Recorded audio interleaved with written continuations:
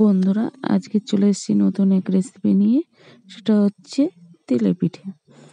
প্রথমে একটু দুধ নিয়ে নিয়েছি, দুধের ভিতরে দিয়ে দিলাম চিনি, পরিমাণ মতন চিনি দিচ্ছি।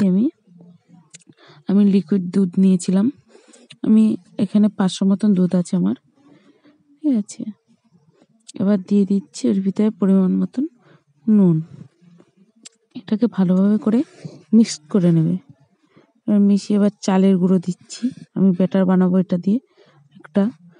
চালের গুঁড়ো আমি একবারে দিচ্ছি না, আমি অল্প অল্প করে দিচ্ছি আর ব্যাটারটা মাখিয়ে নিচ্ছি, মিশিয়ে নিচ্ছি ব্যাটারটা। দেখো, আবার চালের গুঁড়ো দিচ্ছি। আমি বাড়িতে করেছিলাম, চালের গুঁড়োটা কিনতেও পাওয়া যায়। দেখো, ব্যাটারটা আমি খুব গাঢ়ও হবে না, খুব পাতলাও হবে না, এইভাবে করবে। দেখো, আমার ব্যাটারটা করেছি, দেখতেই পাচ্ছ। আর দুধটা তোমরা একটু কুসুম কুসুম গরম দুধ নেবে, তাহলে ব্যাটারটা করতে ভালো হবে। আমার ব্যাটার করা হয়ে গেছে। আমি এটাকে 15 মিনিটের জন্য ঢেকে রেখে দিচ্ছি।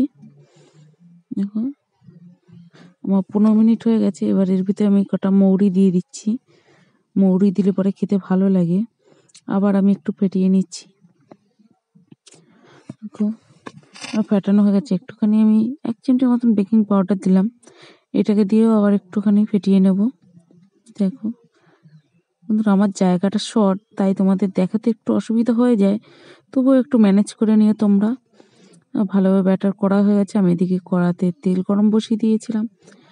বসিয়ে দিয়ে এবার আমি সেই তেলের ভিতরে আমি 1 চামচ করে দিচ্ছি। দেখো, সুন্দর ফুলেছে। তোমরা বেকিং পাউডারটা না দিলেও হয়, আমি দিয়েছি। দেখো, ফুলে উঠেছে, লালচে লালচে করে ভাজছি আমি।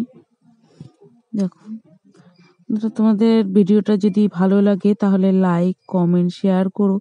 আর পাশে থাকা বেল আইকনটিকে অন করে দিও, যাতে আমি নতুন কোনো রেসিপি মানে পোস্ট করলে সঙ্গে সঙ্গে তোমাদের কাছে নোটিফিকেশন পৌঁছে যায়।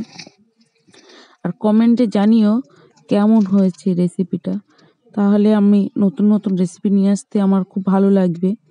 দেখো, আমার হয়ে গেছে সব এক এক করে। তোমরা এটা বাড়িতে করে খেয়ে আমাকে কমেন্টে জানিও।